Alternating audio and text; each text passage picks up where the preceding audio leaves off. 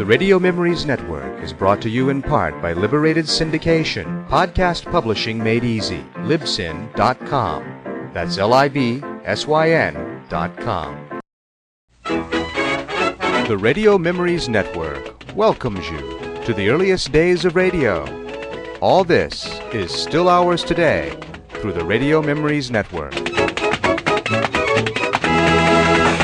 Good evening, ladies and gentlemen of the radio audience.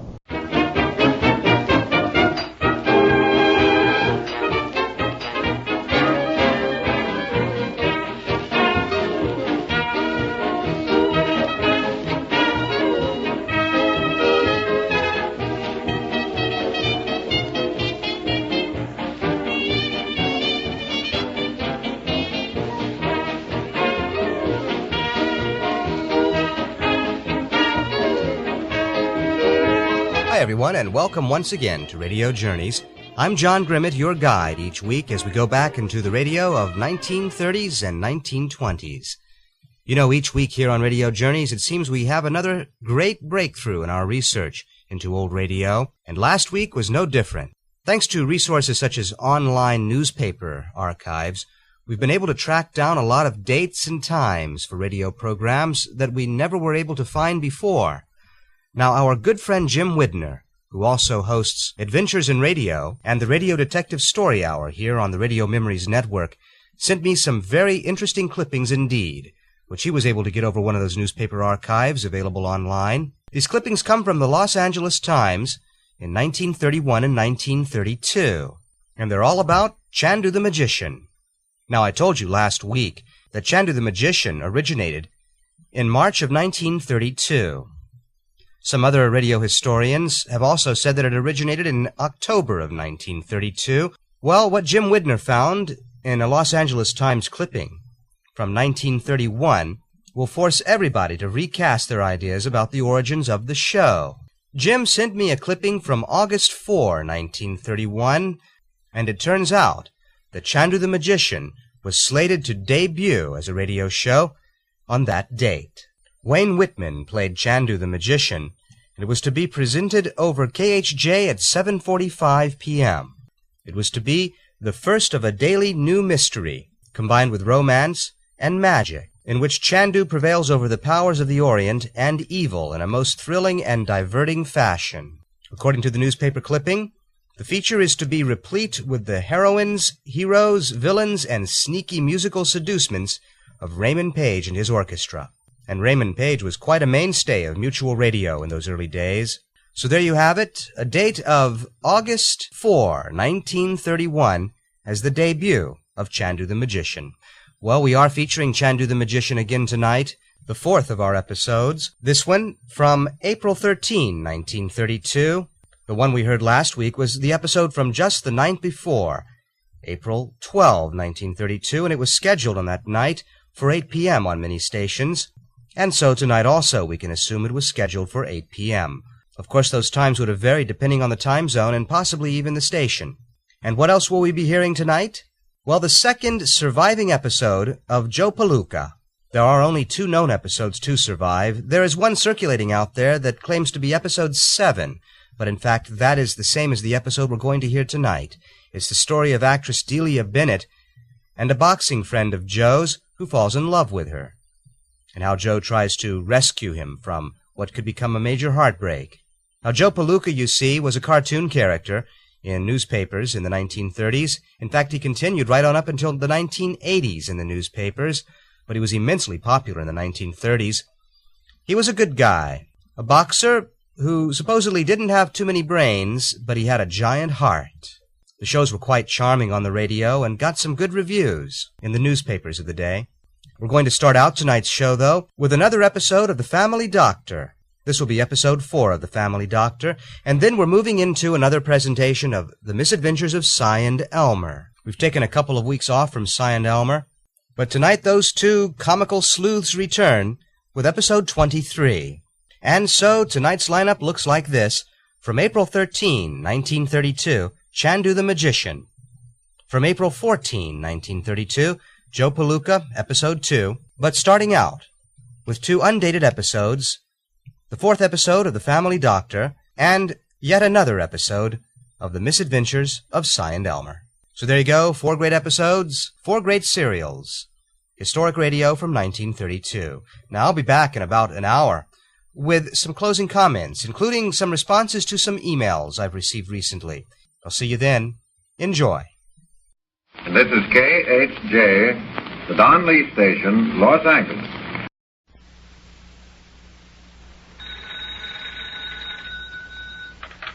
Hello there. This is the family doctor.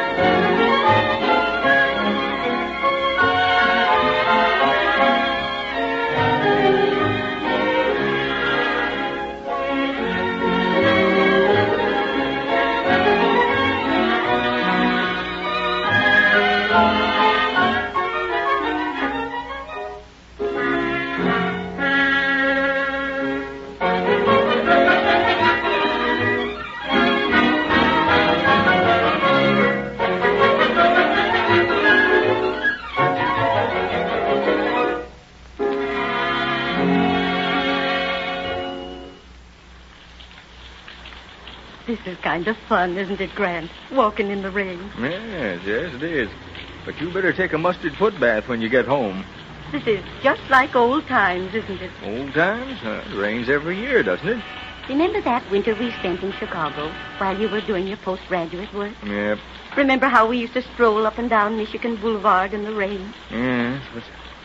Well, we're not as young as we were then, Lou. We can't afford to take chances on catching cold. Oh, look, Grant. What? Look at what? That fine new radio in Rankin's window. Mighty pretty, all right. Oh, Grant Adams, you're not looking at all. Well, what's the use of looking and getting my appetite all whetted up for something I know I can't afford? Well, it don't hurt for us to just look at something nice, does it? Well, no, suppose not. Yes, that is pretty all right. Grant, what are you laughing at? I was just thinking. Isn't it funny? What? What different folks use for enjoyment? Now, Sam Windsor, well, he likes to play golf over at the Dunlap Country Club, and Pete May just fairly dotes on a good rousing game of checkers. And Ralph Bates isn't ever any happier than when he's foreclosing a mortgage. And you, well, all you want to do, Lou, is look in a window at something you can't have. Yeah, but then I guess you're just like all women, huh? Oh, Grant Adams, of all things. What a topic of conversation. What's the matter? Here comes Bert Webb. And Grant, he's intoxicated again. Yeah, he's drunk, all right. What shall we do? Oh, nothing. Oh, hello, folks. Glad to see you. How do, Mr. Webb? Yeah. Hello, Bert. What are you doing out at this time of night in the rain? Oh, been celebrating. Celebrating? Yep, Huh? my birthday. Oh, congratulations. Yep, celebrating my birthday. Of course, it ain't till next month, but been celebrating just the same. Well, you better get on home, Bert. It's raining pretty hard. Raining? Oh, yeah, it is, ain't it? Oh, gonna be rotten weather for the circus parade tomorrow. Circus? Yep, gonna have a circus tomorrow. Gotta celebrate. Well, be seeing of you. Good next the neck. Oh, my God, Isn't that a shame? Yeah, it is. And Mrs. Webb at home there, working her fingers to the bone to keep that big family fed and clothed. It's a crying shame, that's what it is. Well, you see, Lou, we were talking about what different kinds of things the different folks in Cedar can get enjoyment out of. Now, Bert, he thinks he's enjoying himself just the same as you looking in that window there. But he isn't. No, sirree, Bob, it's just a disease. That's all it is. Disease? Yep, that's all. Bert Webb's drinking is just as much of a disease as Marie Antoinette Rankin's measles or Ted Maynard's broken leg. Only Bert's disease is like Mattie Clark's gossip. It's a disease of the mind instead of the body. I guess you're right, Grant. Right. I know I'm right. Well, come on. Let's get on home and fix up a mustard bath for your feet.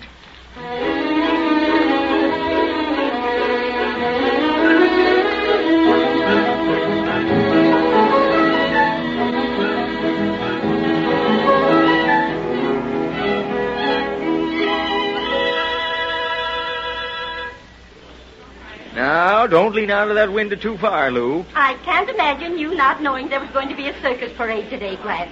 Why, everybody in Cedarton's been talking about it for weeks. I've been too busy, I guess. You too busy for a circus. How you talk. That's all right now, but just don't you lean out too far. Oh, here it comes. Here it comes. Oh, yeah? Well, maybe this specimen can wait till a little bit later. I knew you'd come to the window to see the parade. Oh, look, Grant, there it is. The band. See the band? Yep, I see it all right. Say, they look mighty grand, don't they, in their red and gold suits? Well, I should say they do. Oh, look. Look at those big white wagons. They're all filled with lions and tigers. Aren't they grand? They're the monkeys. Say, they're kind of spry, aren't they? Look at it. Oh, look, Grant. Hey, what? Where? There's poor Bert Webb down there below us. Right below your windows. Oh, isn't that terrible? He isn't right yet. No, he must have been at it all night. Too bad. It's too bad. Oh, here comes another band, Lou. Oh, yes. Aren't they pretty? Oh, and just see those clowns. Aren't they the ones, though? You see those elephants coming up behind the clowns? Oh, yes. Aren't they comical? Grant! What's the matter? There's a little girl running out in front of that first elephant. Oh! Nobody sees her. Hey, down there. Look out for that little girl. Oh, it's the youngest Webb child. I know that little gingham dress. Hey, look. Bert's running out after her. He pushed her out of the way. Oh! Lou, Bert's been hurt by that elephant. I'm going down there. You get some hot water ready. Spread the clean sheet out over the operating table. I'll be right up with Bert. He's hurt bad.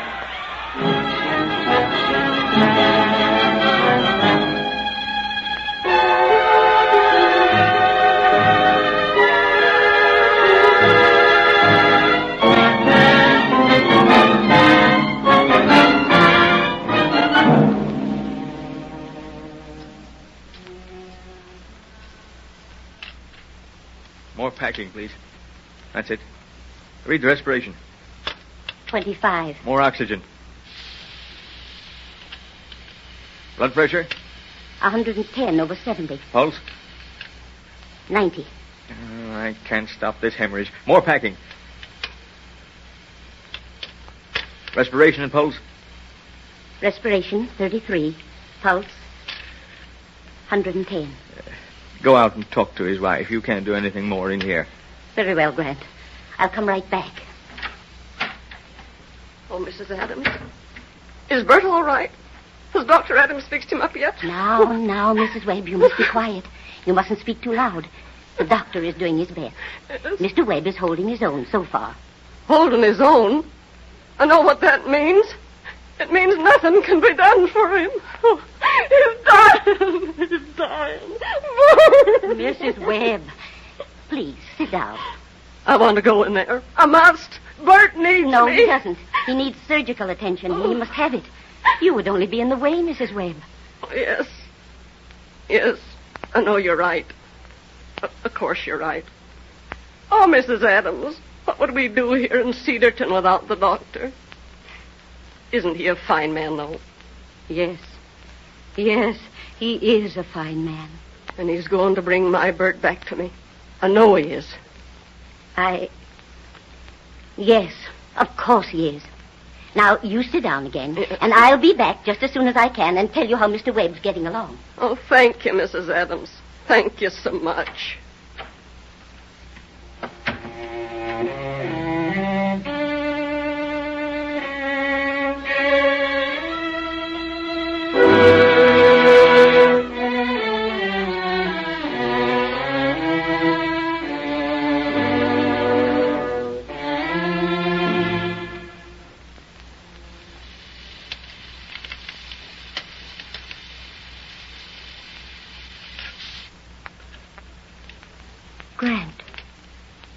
You turned the oxygen off. Yes, I turned it off. It can't do any more good. I understand, Grant. You did your best. What am I going to say to that poor woman in there? Maybe I could. No. I'm the doctor. This is my job. Take my gloves off, will you, please? Of course, Grant.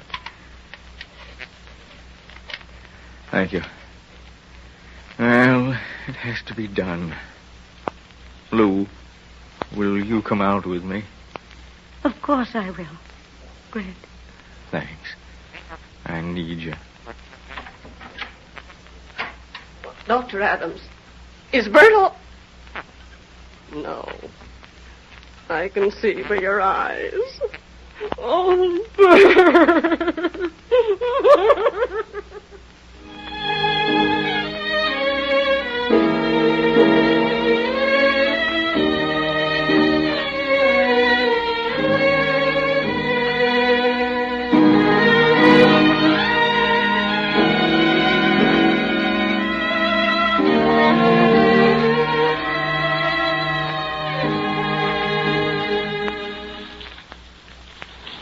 It's raining again, Grant. Raining? Oh, yes, so it is. Isn't it queer, though? The rain just let up for one day. Yep. It is a mite peculiar. Grant, you did your best. Oh, yes, I suppose I did. Wasn't quite enough, though, was it? It was all anybody could have done, Grant. Oh, well, maybe. I suppose it was. What are you thinking about, Grant? I guess I was just thinking about that talk we had night before last. About what folks sought out of life for enjoyment. Sam Windsor and his golf, Matty Clark and her gossip, Pete May and his checkers, and all the rest. I think I understand. Don't you think we should go home, Grant? I think maybe I'd better get a mustard bath ready for your feet. Grant, where are we walking to? I thought maybe we might stroll past Rankin's hardware store. Rankin's Hardware? What for? Oh, just thought we might look at that radio in the window again.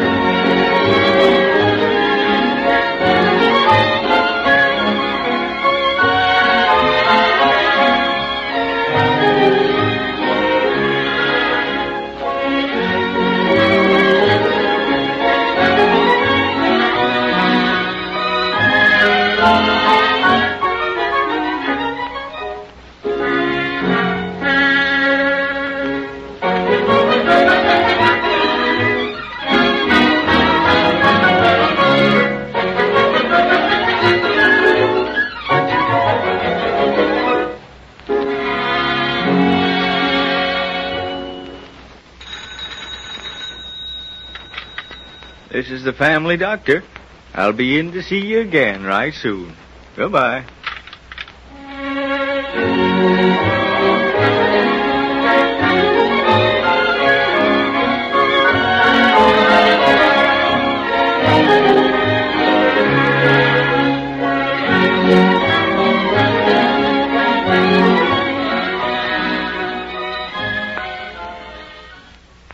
And this is KHJ, the Don Lee Station, Los Angeles.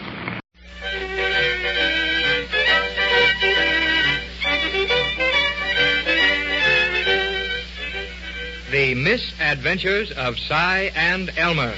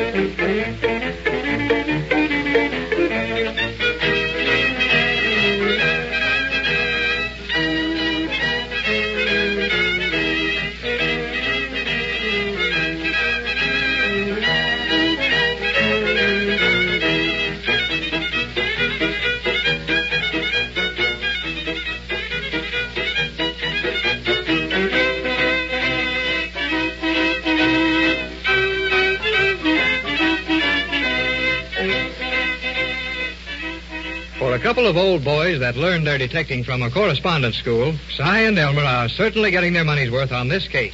One of the greatest mysteries ever heard of in Pumpkinville is this affair of the midnight murder train, and the 6 men carried off on 6 successive midnights by this train when there was no train on the track.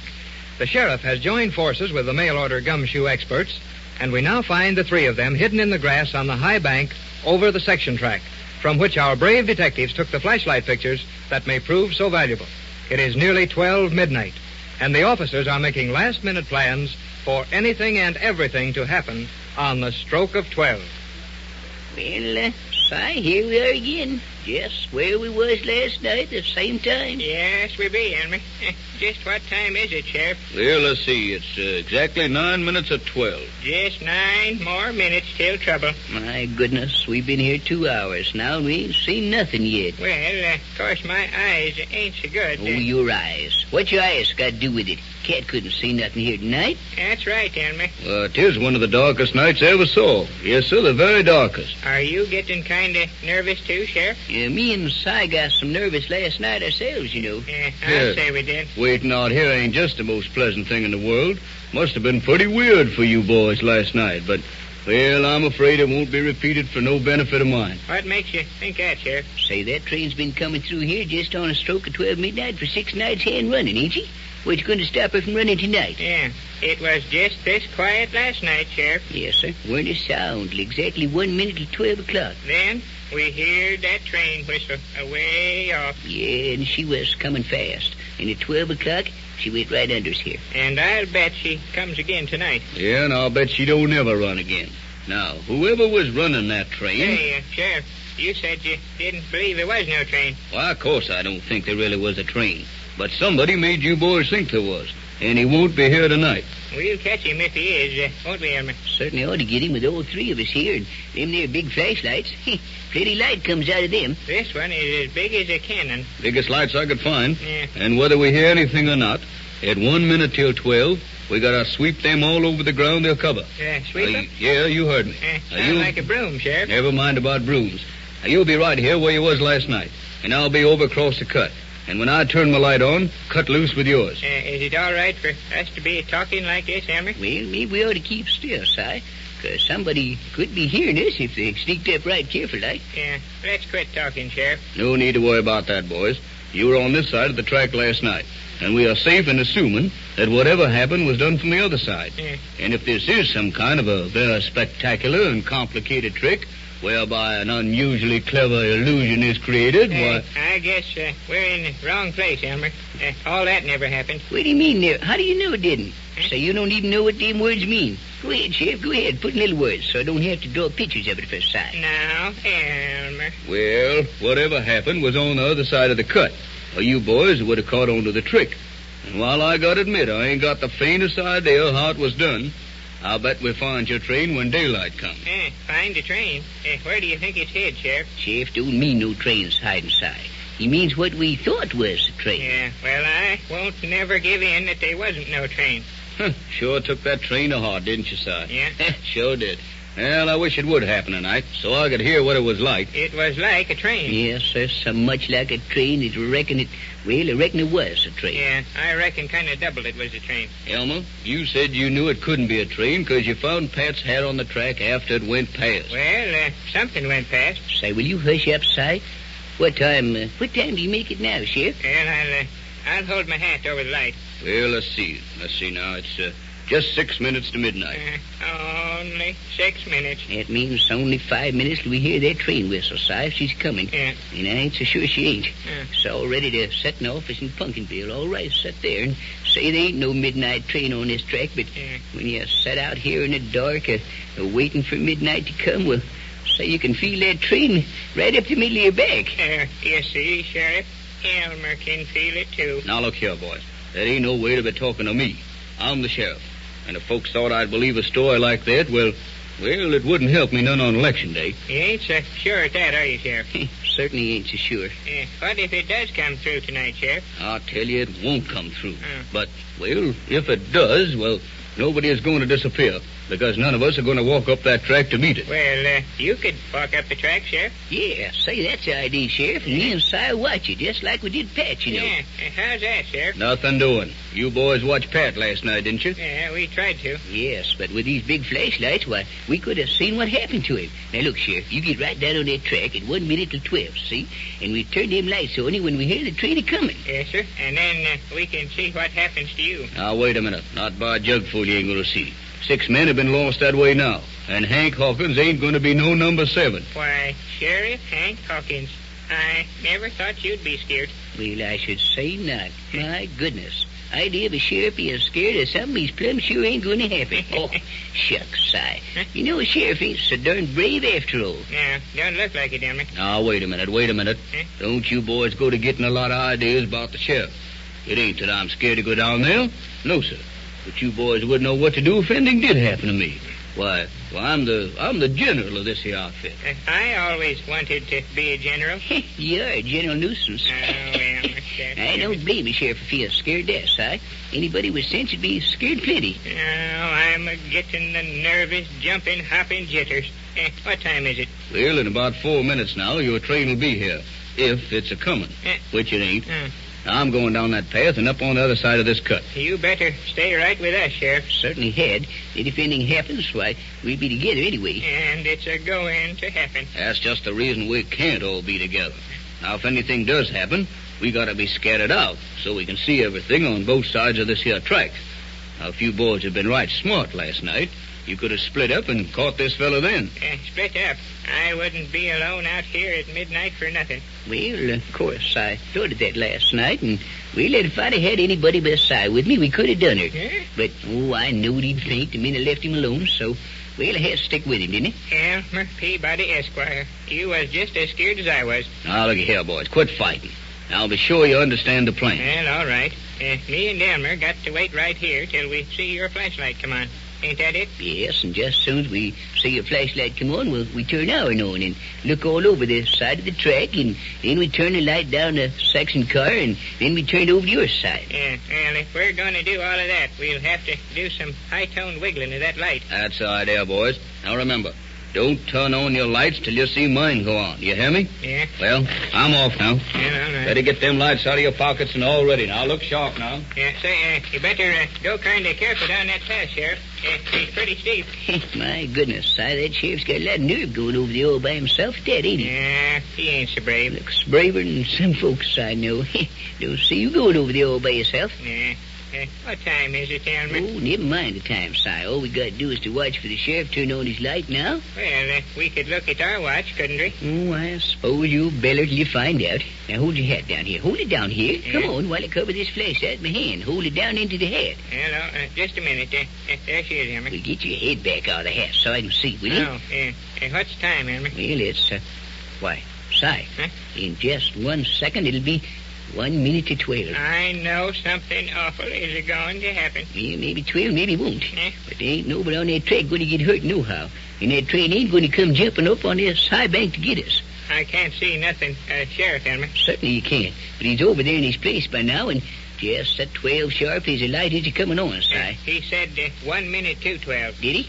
No, he said 12 o'clock, and we're supposed to turn our lights on. No, Elmer. We turn ours on at 1 minute to 12. Sweet sassafras, Si Perkins, can't you never get nothing straight? Well, what if something happens and his light don't come on? That's when we turn ours on at just a second after 12 o'clock, and then start looking for him. Oh, what time is it now, Elmer? I don't know.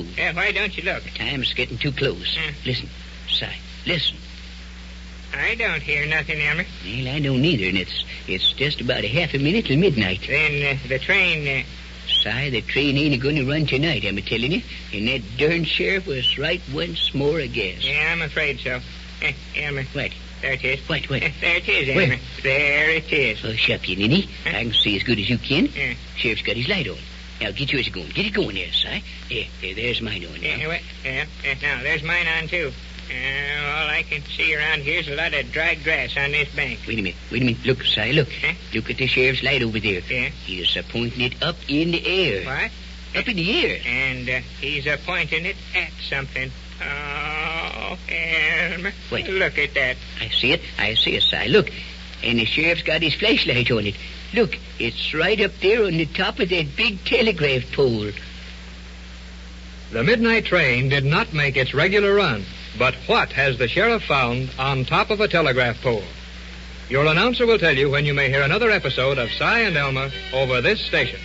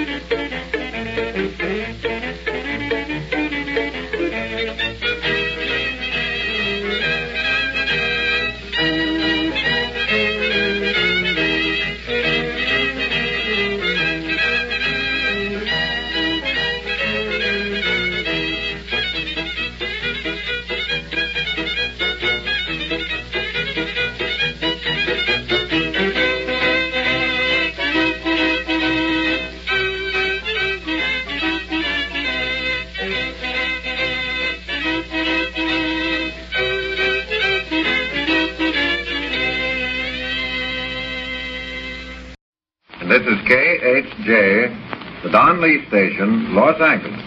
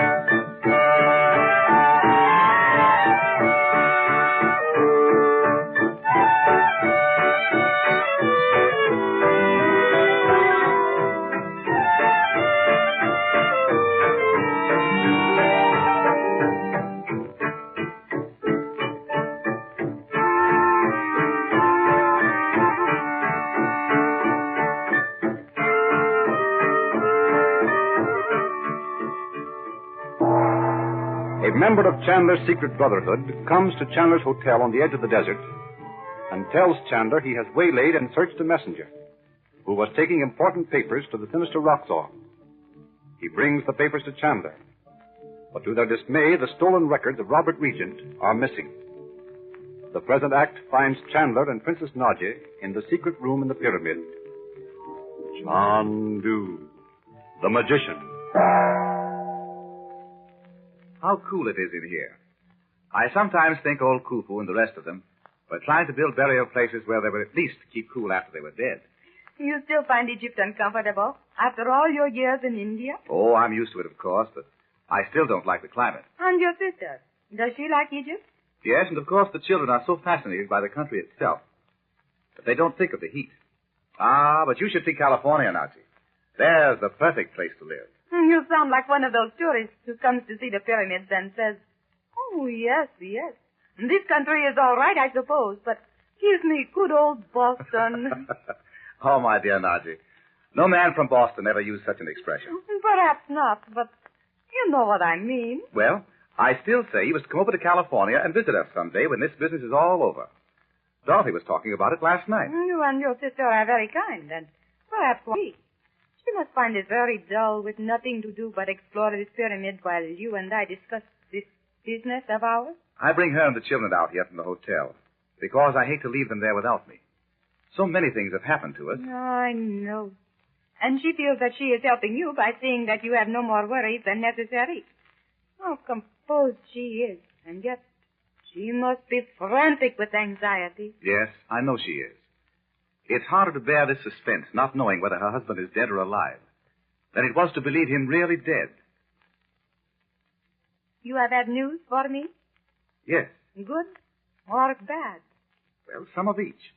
Last night at the hotel, an Arab sand diviner came to our rooms and said he'd heard of my ability as a magician. Oh.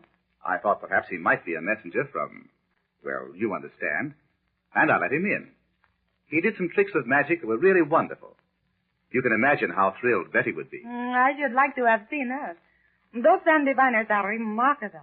He finally brought out a bag of sand from under his robe and prepared to tell our fortunes. That was a clever idea, was it not? Yes, so I thought. First, he drew the designs in the sand, as they always do, but he added a lotus flower. So then, of course, I realized he must have a message for me. And did he? He did indeed. He told Dorothy about her search for Robert, and then went on to speak about papers stolen from her home across the sea. Oh. When he had finished with her, he read Betty's fortune and told her to beware of strangers. I hope she was impressed. When I think of her running off to Payum with Abdallah. She'll never do that again. Dorothy seen to that. The strange thing was, though, the sand diviner then looked very serious and said to Betty, "Thou art fair in the eyes of one who sought to do thy people harm." Did he mean Abdallah? He must have. Of course, Bob, with his usual tact, at once accused Betty of permitting Abdallah to make love to her. And Betty admitted that Abdallah had told her he loved her, but that she refused to listen to him. I should think so. Of course, Abdallah is used to seeing the young girls of this country married by the time they are Betty's age. What happened then? The sand diviner, his name was Ahmed, by the way, then said he'd like to read the sands for me. So Dorothy and the children went away and left us alone. And so at last for my news. Yes, indeed. Well, when I left Alexandria, I told Yusuf, my agent there, to send a man to intercept the fellow who'd stolen the papers from Dorothy's house. I knew it was time he was landing in Egypt. How did it happen that you arrived so far ahead of him? Have you forgotten the magic powder? Then you did find it possible to transport yourself and your family across the sea by your occult power? I have always wondered about that. I didn't say that, Naji. But you and I both know that many things the world thinks impossible are easy to accomplish when one masters the secrets of the East. You have learned much in India, my friend. Much knowledge is needed to fight the battle that is ahead, Naji. Oh, yes. But if we succeed in defeating Roxor, the first great victory will be ours. And we must learn the truth about Robert Regent before those papers reach Roxor. Let us talk of Robert Regent for a moment, Chandu. I have never understood just what happened at that time 13 years ago. You know, of course, what he was doing over here. Yes, and that is, I know what sort of business he was on. Well, he sailed for home on the steamer Light of Asia, just after the armistice was signed. Oh, and it sank after a collision near Ponta Delgada? Yes. And your sister assumed her husband was dead, since she never heard from him again? No, that's not quite it. The steamship company officials wrote Dorothy and said that Robert had been seen on the ship helping other people, up to the very last moment. He could have saved himself, but refused to get into a lifeboat. Oh, that was it. How strangely you say that, Naji. Did your sister ever hear any more of her husband after she had the letter from the steamship company? Why, no. There is something hidden in this plot that I do not understand. Something unwholesome and terrifying. What do you mean, Naji? It's hard for me to explain, but I mean, there is something about it that makes me shudder, as if I had lifted a stone and had come upon a sickening, horrible insect. It's Roxor. Oh, not just his presence or personality, though he is repulsive. It is something diabolical he has in his mind. Something we do not know yet, but something we feel. All of us. Dorothy can hardly bear the mention of Roxor's name since the night we saw him in the crystal ball talking to you. No, I don't blame her. I hesitate to speak of this. Even to you, Chandu. But surely... Do not misunderstand. It is only that I hate to arouse false hope. And even now I cannot be sure where my knowledge begins and my instinct. You mean Robert Regent is alive? Hush. Do not let your sister hear. I cannot be sure, and it would be cruel. But you think he is? You really believe it, Naji? Yes, Chandu. It's not like you to be distressed and anxious. Can't you tell me all about it? We must decide what to tell Dorothy, too, you know. I know. And I have puzzled over it until I no longer think clearly. Suppose for a moment that Robert Regent had not been drowned when his ship sank, but had been saved in some manner unknown to steamship officials. It seems incredible, but it might be so. Suppose, then, that he had been saved because at that last terrible moment he was recognized by Roxor or by some of his men. But then, where has he been all these years? That is just it.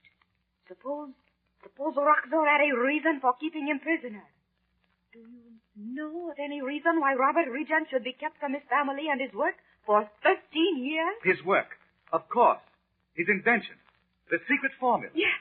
That night you saw me in the crystal ball talking to Roxor. He was urging me to betray my government and ally myself with him. When I refused, he told off the names of those who had defied him and whom he had broken. And then you said, but the American still resists you. What did you mean by that, Naji? I was trying him out. I had heard rumors that in some mysterious way he had made a prisoner of Robert Regent. At first, I thought perhaps your brother-in-law had put himself in Roxor's power so he might learn Roxor's plan. But then he would have found some way to communicate with his wife. Yes, but I knew nothing of that, you see. When I spoke to Roxor of Robert Regent, I was trying to find out whether he was still in Roxor's power. But Roxor said, yes, he still resists me.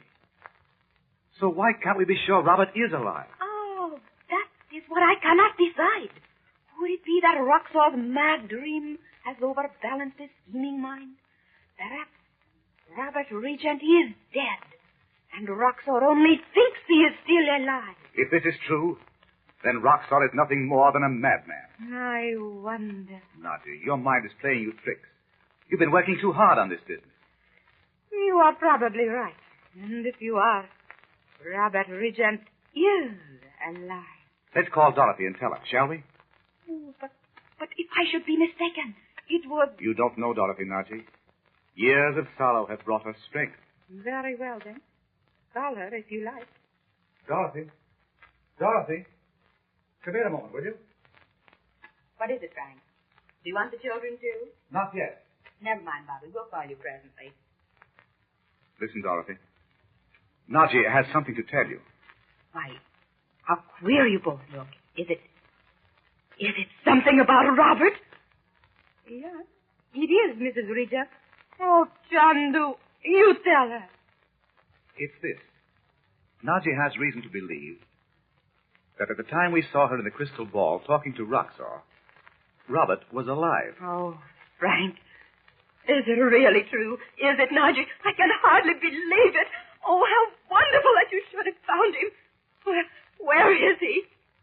That is what we do not know as yet. But let us tell you all we do know, shall we? Oh, yes, do. Oh, I can hardly... Mother! Uncle Frank, come see what we found. What can they mean? In a few minutes, Betty. No, Mother, come now. All of you, hurry. I'll see what it is, Dorothy. Why, they're not out here in the corridor. Where can they be? Let me see, Chandu. Is that a door across the corridor there? No, it looks like a door, but it is just a way of decorating that wall space. It is only painted. Builders of pyramids often use them. But look, Frank. They're in the corner of it. Oh, it's Betty's handkerchief. It's caught there. They must have found a hidden spring. It must be a real door after all, to some undiscovered room. But it's closed, and the children must be inside. Oh, what shall we do?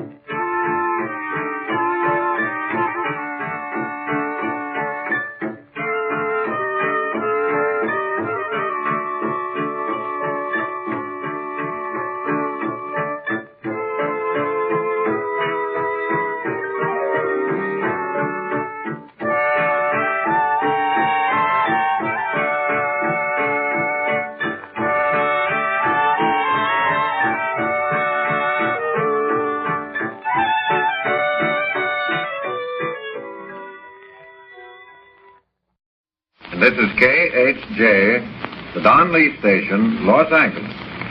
The story of Joe Palooka. Plans of Bill Brenner, matchmaker of the Acme Athletic Club, are rapidly moving toward fulfillment. Apparently, Brenner made no mistake in selecting glamorous Delia Bennett, nightclub singer, as his accomplice. Delia, with a $5,000 reward as compensation, has met Nobby Walsh, Joe's manager, and has captivated him by her charm. Once again, Nobby has fallen in love, and in Delia Bennett he sees his ideal. She has beauty and personality, and above all, she seems as genuinely interested in Nobby as he is in her. Nobby, of course, doesn't suspect that Delia is a tool of Brenner. And least of all, Nobby had no suspicion last night when at Delia's solicitation, he autographed all the menus and other papers, supposedly for the entertainers at the plantation where Delia works. But among those autographed papers was a blank letterhead of the Acme Athletic Club. And that letterhead, Delia duly delivered to Bill Brenner this morning. Meanwhile, Nobby's infatuation knows no bounds. He has invited Joe, Ann Howe, and her father to the plantation to meet Delia. As our 7th episode opens, Nobby and his friends are at the nightclub where Delia is just finishing her number.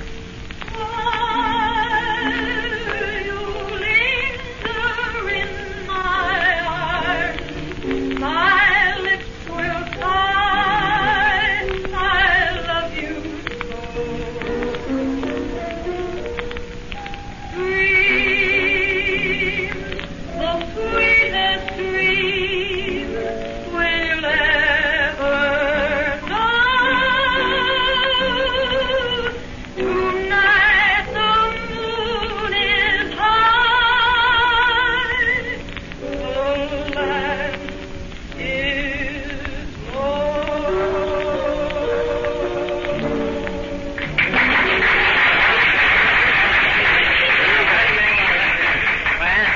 How'd you all like her? Just as lovely as you said she was, Nobby. That song was great. She has a beautiful voice, Nobby. What do you think of it, Joe? Oh, I thought it was swell, Nobby. My goodness, she is pretty, huh? Yeah. Well, do you blame her for being interested? I should say not. I think you ought to be complimented on your choice. Why, she's most attractive. How did you happen to meet her, Nobby? U.S., please tell us. It sounds romantic. Well, Bill Brenner introduced us a few nights ago, and It was love at first sight? No, I ain't saying that, but we kind of like one another. Will you get her to come over, Nobby? We want to meet her. I should say we do. Yeah, sure, I'll ask her. I'll be right back. Well, do you think it's serious this time, Joe? Well, I don't know, Mr. Howe. Nobby's been in love about 8 times since I met him. But he seems so earnest about Miss Bennett, Joe. I'm sure this time it's the real thing. Oh, you young women, always looking for romance. How does the line go, Dad? With men, love is a thing apart. With women, 'tis their all, or something like that. I suppose that about describes it, eh? Oh, here comes Nobby with Miss Bennett. Gee, Delia, the folks have certainly enjoyed that song. They thought you were swell. I'm so glad, Nobby. I want you all to meet Miss Bennett. This is Miss Howe and Mr. Howe. How do you do, Miss Bennett? Joe. Well, I'm pleased to meet you, Miss Bennett. How do you do, Miss Howe and Mr. Howe? I suppose, Nobby, when you said Joe, you meant Mr. Palooka. Yeah, sure. Well, I'm happy to meet you, Mr. Palooka. Oh, thank you, Miss Bennett. We liked your singing. It was swell. Oh, thank you. Come on, Delia, sit down with us, huh? All right. All right, now what can I order for you, Delia? Oh, nothing now, thank you, Nobby. Have you and Miss Howe come down to Miami for the fight, Mr. Howe? Yes, we go back to New York right after the bout. Are you going, Miss Bennett? Oh, I wouldn't miss it. I'll have to confess I enjoy them. Perhaps it's because my older sister was married to a boxer. But she used to take me along when he fought, and how excited I used to get. He was tops in his day. In fact, he was middleweight champion. Middleweight champion? What was his name? O'Rourke. Chip O'Rourke. Chip O'Rourke? Well, yes. Why, do you know him? Chip? He's one of Joe's sparring partners. One of Joe's sparring partners. Well, Nobby, tell me quickly, how is he? Why, he's swell. Has he ever mentioned his little boy? What, that Chip? Yeah. Why, sure, the little fella's right in our training camp, fast asleep right now. Oh, thank God. Miss Bennett, I don't want to seem curious, but you seem so agitated. Yeah, what's the matter, He tried to find him for 4 long years. Ever since my sister died. Chip went completely to pieces when he lost her. They were so much in love. And then one day, he disappeared with little Chip. I haven't heard from him since. I've tried everywhere to find them. I wrote to the boxing commissions everywhere, but never a word. At last, I just gave up hope. I decided that on a moment of despondency, he took little Chip and... Well, now you can quit worrying, Miss Bennett. They're both just fine. Oh, I can't remember when I've been so happy. I was always so fond of Chip. He was so good to my sister. And I just idolized little Chip. Oh, he's a swell little feller, Miss Bennett. Everybody in the training camp likes him. Yeah, say, we like his dad, too. He's a regular guy. Well, to use a trite phrase, Miss Bennett, it's a small world after all. Oh, I've worried so about them. Chip and my sister practically raised me. He was like a father and a big brother all in one. Oh, he was always so good to me. I'm so anxious to see them. Nobby, why don't you telephone Mr. O'Rourke? Say, yeah, you know, I was just thinking the same thing.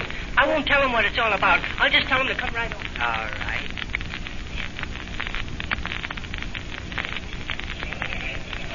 Well, it's about time Mr. O'Rourke was here, Nobby. I'll bet he's wondering what it's all about. Oh, I'm so excited, Nobby. Did he say he'd come right away? Well, I told him to grab a cab. He'll be here in a minute.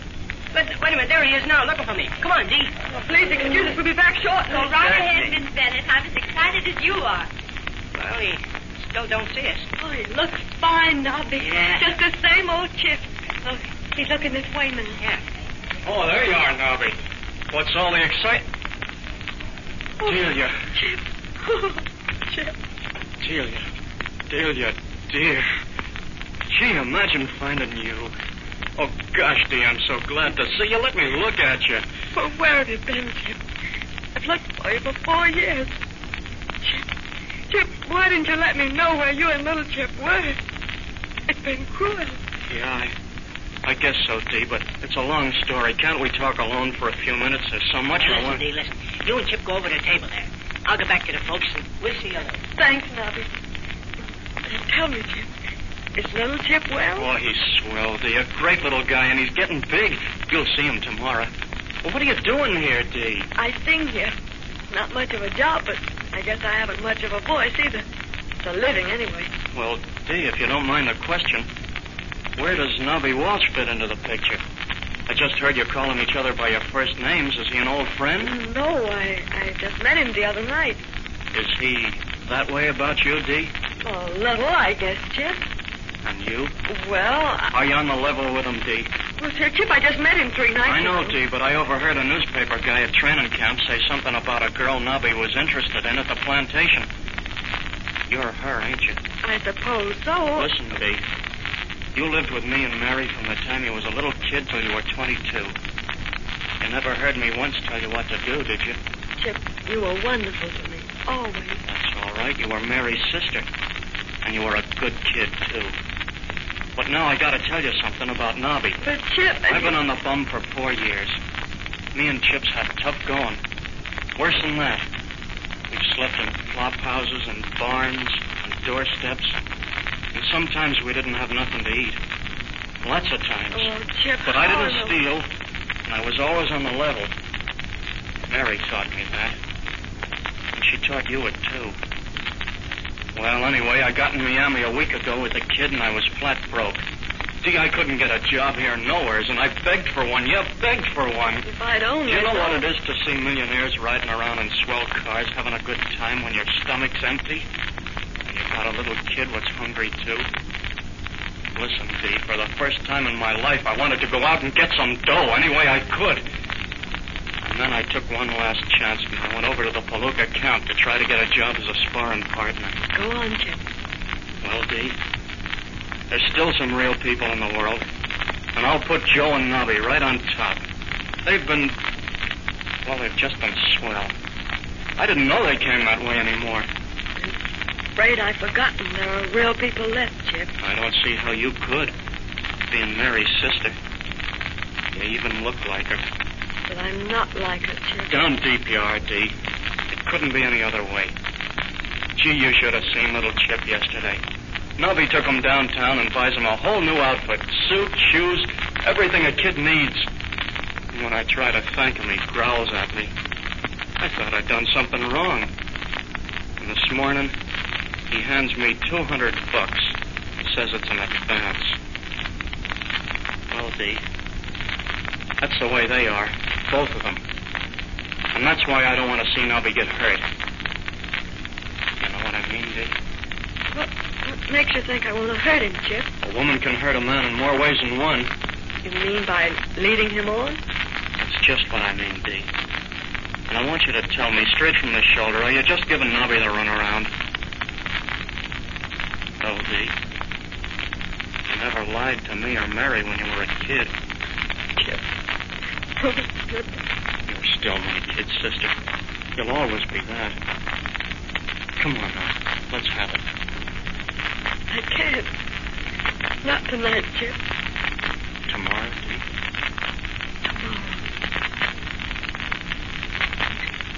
There's good in the worst of us, and there's bad in the best of us. At least that's what we've been told. And perhaps Delia Bennett, for all her conniving with Bill Brenner, may still save Nobby Walsh's interest in the profits of the Quinn Palooka bout.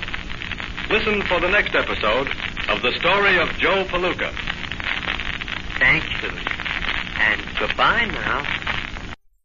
Joe Palooka, the second surviving episode from April 14, 1932. Before that, Chandu the Magician from April 13, 1932. And then, of course, we started out with The Family Doctor, episode number 4, and The Misadventures of Cy and Elmer.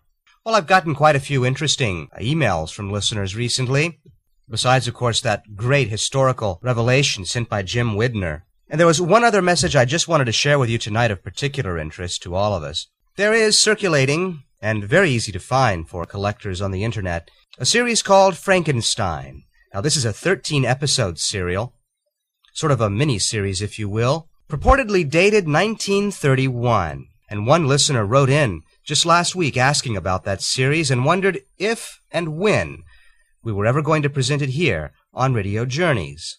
Now, the same listener also asked about some other serials that were produced by the same people. You see, this was an Australian production, Frankenstein. It was produced by George Edwards. And other serials that George Edwards produced included The Adventures of Marco Polo, also Dr. Jekyll and Mr. Hyde, and Afloat with Henry Morgan, among many others.